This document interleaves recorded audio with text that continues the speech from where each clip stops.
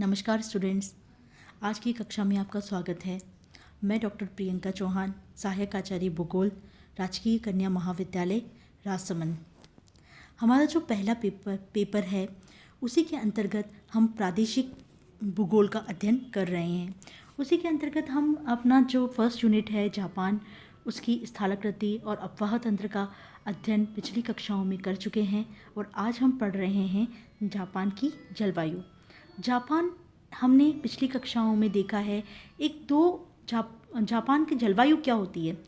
जलवायु एक किसी भी देश की जलवायु या जलवायु किसी क्षेत्र की जल और वायु, वहाँ की नदियों का और वहाँ की स्थिति का उस जलवायु पर बहुत ही प्रभाव पड़ता है।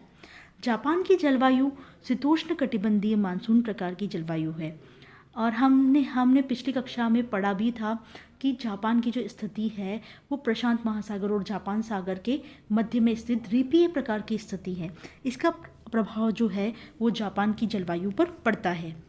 इसलिए यहाँ की जो जलवायु है वो मुख्यतः शीतोष्ण कटिबंधीय मानसून प्रकार की है, जिसमें जो अधिकतम वर्षा है वो ग्रीष्म ऋतु में होती है, जबकि दक्षिणी पूर्वी मानसून पवनों का प्रभाव अधिक होता है। जापान की जलवायु को प्रभावित करने वाले निम्न कारक हैं।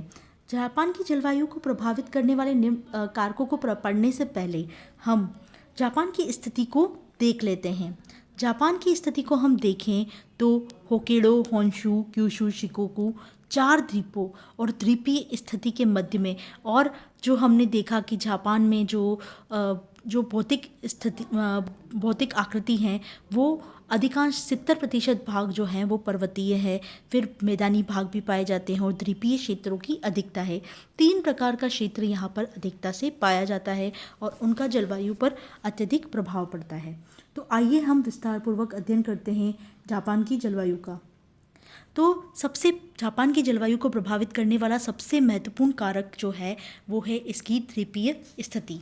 जापान द्वीपों का देश है जो चीन के पूर्व में प्रशांत महासागर में स्थित है, जैसा कि हम देख सकते हैं इस मानचित्र में कि चीन के पूर्व में ये चीन है, इसके पूर्व में स्थित जापान की स्थिति प्रशांत महासागर में स्थित है। अतः इस देश में शीतकालीन और ग्रीष्मकालीन दोनों प्रकार की मानसून पवनें प्रभावकारी होती हैं और दोनों ही मानसून पवनों से यहाँ पर बरसात की प्राप्ति होती है। शीत ऋतु में मध्य एशिया से ठंडी पवनें जापान में तापमान को कम कर देती है और जापान सागर के उत्तर में गुजरते समय ये पवनें आर्द्रता ग्रहण करती है और जापान के पश्चिमी तट पर वर्षा करती है। आंतरिक पर्वतीय प्रदेश में हिमपात भी होता है, जो हम देख चुके हैं कि जो होक्काइडो और होन्शु का अधिकांश भाग जो हैं वो द्वीपों के अधिकांश भाग जो हैं वो पहाड़ी हैं। इसके कारण जो उच्च पर्वतीय क्षेत्र हैं, आंतरिक पर्वतीय क्षेत्र हैं, वहाँ पर अत्यधिक शीत ऋतु पड़ती है और उसके कारण हिमपात भी होता है। पश्चिमी तट पर हम देखें कि जापान के पश्चिमी तट पर जो है वो भारी वर्षा होती है।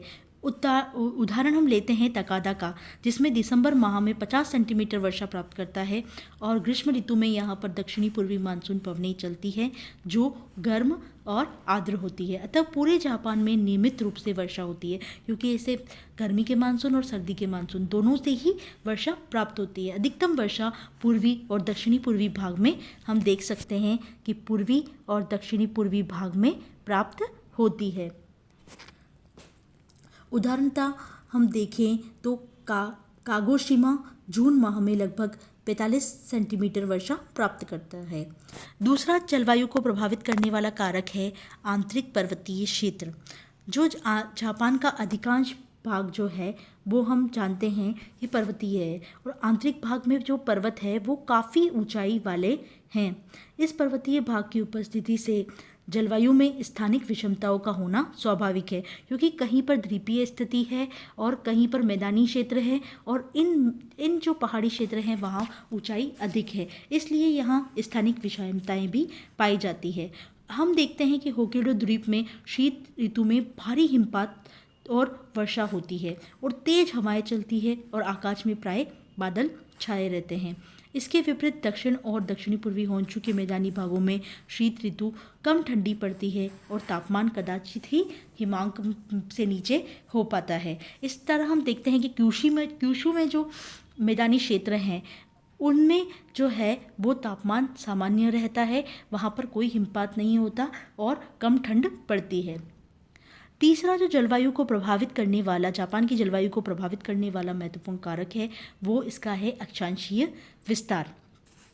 जापान का अक्षांशीय विस्तार अधिक है, जिसमें अक्षांशीय विस्तार के अनुसार जलवायु में विविधता पाई जाती है। हम देखते हैं कि जो होक्काइडो द्वीप है वो उत्तर में, जापान के उत्तर में स्थित है और यहाँ पर ग्रीष्म ऋतु जो होती है वो बहुत छोटी अवधि की होती है और ठंडी और शुष्क होती है। इसके विपरीत जो क्यूशू, जो सबसे दक्षिण में स्थित द्वीप है, उसमें हम देखें तो शिकोकू और क्यूशू दोनों में ही ग्रीष्म ऋतु लंबी और गर्म और आर्द्र होती है। होक्काइडो में 100 सेंटीमीटर से अधिक वर्षा प्राप्त होती है, जबकि देश के दक्षिणी भाग जो द्वीपीय स्थिति रखते हैं वहाँ पर 200 सेंटीमीटर से अधिक स्थिति प्राप्त होती है, क्योंकि ये जो है उसकी स्थिति दक्षिण में अधिक है। और इस भाग से उत्तरी भाग में जाते जाते पवनें शुष्क हो जाती है और कम वर्षा प्राप्ति यहाँ पर होती है। चतुर्थ जो महत्वपूर्ण कारक है जो महासागरीय जलवायु को प्रभावित करता है वो है महासागरीय धाराएं। जापान की जलवायु जो है उस पर जो महासागरीय धाराएं हैं उनका गहरा प्रभाव पड़ता है। एक तो आर्कटिक क्षेत्र से आने वाली ओयोशिवो, जिसे हम ओकोटस्क के नाम से भी जाना जाता है, वो धारा, और दूसरी दक्षिण में आने वाली गर्म क्यूरोशिवो धारा, जिसका अध्ययन हम भूगोल में करते हैं कि क्यूरोशिवो और ओयोशिवो जो धाराएं हैं उन दोनों के मिलन से वहाँ पर जो धुंध कोहरा छाया जाता है। ये दोनों धाराएं जापान के होक्काइडो के तट पर मिलती हैं और काफ़ी धुंध और कोहरा पैदा करती है। क्यूरोशिवो धारा जो है वो जापान में पहुंचकर 2 भागों में बढ़ जाती है। एक शाखा इसकी जापान सागर में प्रवेश कर जाती है और दूसरी शाखा मुख्य शाखा होती है वो जापान के दक्षिणी पूर्वी तट के साथ साथ जो हमारे दक्षिणी पूर्वी तट के साथ में बहती है। तापमान में वृद्धि करती है क्योंकि क्यूरोशिवो एक गर्म धारा है। दक्षिणी पूर्वी मानसून पवनें क्यूरोशिवो धारा के ऊपर से गुजरते समय आर्द्रता ग्रहण करती है और इस देश के पूर्वी और दक्षिण पूर्वी भाग पर भारी वर्षा करती है। शीत ऋतु में क्यूरोशिवो धारा इतनी प्रभावशाली नहीं होती क्योंकि पवनें स्थल से समुद्र की ओर चलती रहती है। ओयोशिवो का जो प्रभाव है वो ग्रीष्म और शीत दोनों ऋतुओं में भी समान रूप से होता है। यह धारा जापान के उत्तरी भाग को ठंडा करती है। इसके परिणाम स्वरूप होक्काइडो के उन्हीं अक्षांशों पर स्थित अन्य प्रदेशों की अपेक्षा अधिक सर्दी पड़ती है और तापमान कम हो जाता है।